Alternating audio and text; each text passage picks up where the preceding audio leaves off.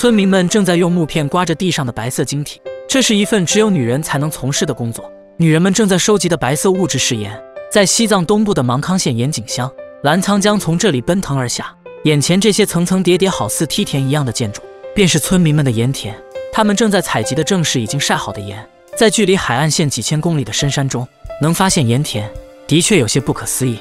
在澜沧江的河谷里有3个村子有盐田，江东边是上下盐井村，西边是加达村。为什么深山中能够产盐？村民们的盐泉都来自这种像烟囱一样的盐井中，盐井为村民们源源不断地提供盐。他们在盐井周围建塔，这样即使是发洪水时，也能在盐井中取盐水。10多米深的盐井，阶梯蜿蜒向下，女人们用木桶装上盐水，再徒手爬上盐井。装满盐水的水桶重达35公斤，即使对于成年男性来说，也是十分沉重的。盐井乡的内西族女人们每天要沿着这危险的小道来回400多次。在江的另一面是藏族村落加达村，这里盐田要比下盐井村多500多块，总计超过1700块。加达村产出的盐是红色的，所以又被称为红盐。20出头的扎西永久已经采盐超过10年，他正从公共的水井中取来盐水，在储存到必应处的水池中进行为期3天的沉淀，让杂质沉到底部，再进行晒盐。加达村的盐泉与下盐井村的盐井不同，盐水是从石缝中汩汩流出的，一担水20公斤。扎西永久每天要挑100多趟，挑的盐水越多，盐的成色越好。1000多年来，这样的习俗，加达村的女人们世代相传。为了避免冲坏盐田，扎西永久将盐水倒进篮筐中进行缓冲，倒进盐田中的盐水，等待高强度的日照和风将水蒸干。这是祖辈们1000多年传承下来的智慧。这些白色的晶体便是大自然的礼物，但是却需要女人们用汗水和泪水来交换。盐田下面也有盐，长年累月渗透下来的盐水形成钟乳状的结晶，这是这里最昂贵的盐。每年4月到6月是制盐的最佳时间。22岁的扎西永久在父亲过世后，便担负起了养家的重任。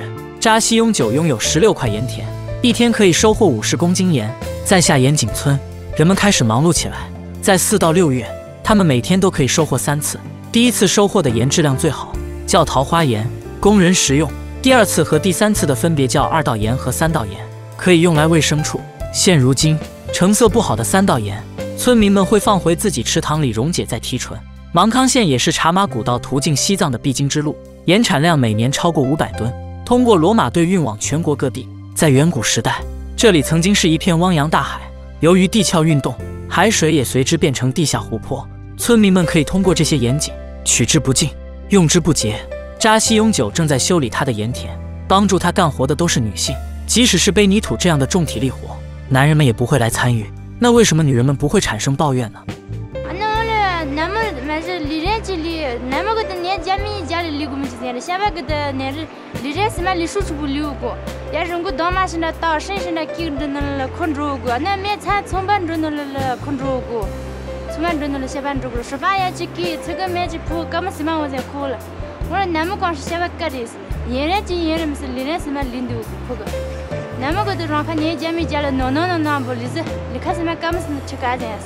扎西永久还是一名未婚母亲，因为条件有限，现在还没有办婚礼，和母亲还有弟弟住在一起。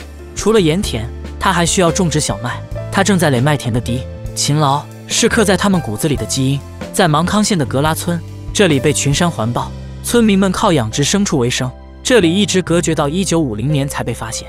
眼前这些飞奔的羊，被主人手中的盐吸引，这就是盐井的红盐。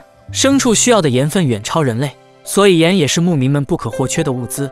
对牧民们来说，加达村的红盐无可替代，这里世代都用加达村的红盐，牲畜吃了更易增肥和产崽。牧民们会用牦牛奶制作上好的酥油，小块的自己留着食用，大块的用来以物换物。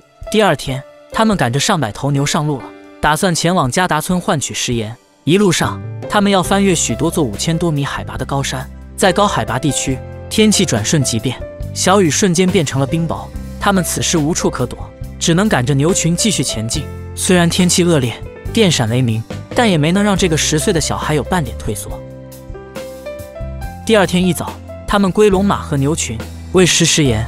之所以带上牛群，他们可以一路放牧，省下不少草料。在离开村子4天后，他们终于抵达了加达村。牧民们拿出用皮革精心包裹的酥油来交换红盐。这个过程中，盐井的男人们不能碰到食盐，这一次交易，牧民们获得的食盐可以管3个月。每一家牧民都有自己特定的交易人家，2家世世代代沿袭着这样的传统。在盐井的街道上，熙熙攘攘的都是前来换盐的人。下盐井的桃花盐每50公斤100元，加达村的红盐每50公斤40元。格拉村的牧民每年只下来2次，所以他们需要购买一切生活物资。依靠着盐井，盐井乡也成为西部地区的贸易中心。这一趟，牧民们买了500斤盐、3000斤小麦。7月末，雨季来了，盐井的女人们得以有短暂的休息，但上涨的洪水会给他们带来新的麻烦。扎西永久的盐田被冲毁了，重建需要1个月时间，这会耽误他的制盐时间。好在有亲戚乡亲的帮助，扎西永久的盐田很快修好了。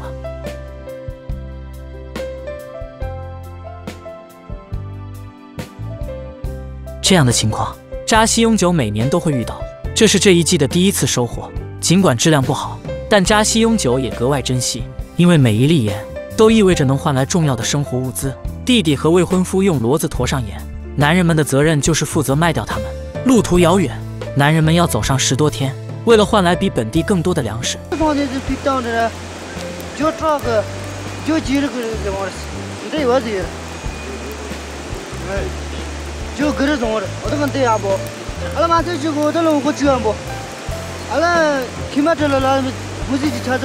在经过海拔5000多米的穆达拉卡山口，就连骡子上坡都费劲。2周后，他们抵达了查瓦隆乡瓦布村。他们需要挨家挨户叫卖，但效果却不尽人意。连续拜访多家后，交易终于达成。虽然收获没有想象的那么丰厚，但还是比盐井要强得多。徒步2周时间，男人们只是不想浪费女人们付出的辛苦。藏历新年刚过，扎西永久要举办自己的婚礼了。在婚礼前一天，他将盐田下方的钟乳状盐收集起来，作为最好的贡品提供给寺庙，换来对婚礼的祝福。婚礼当天，亲戚们盛装出席，他们要去接新郎。和新娘家喜气洋洋相比，新郎家则是哀鸿遍野。因为新郎是嫁到女方去，以后这里就是他的娘家了。一路上，新郎不能露出脸来。新郎到了新娘家，按照习俗，新娘扎西永久不能打扮，也不能看丈夫的脸。婚礼最后，新郎给出自己的嫁妆：1块农田和1头骡子，婚礼才算圆满完成。虽然扎西永久一直为婚礼操劳，但他很开心。从今以后，家里多了一个劳动力，他们的生活水平肯定会提高。新一年的春天来了，扎西永久又将投入繁忙的制盐工作中。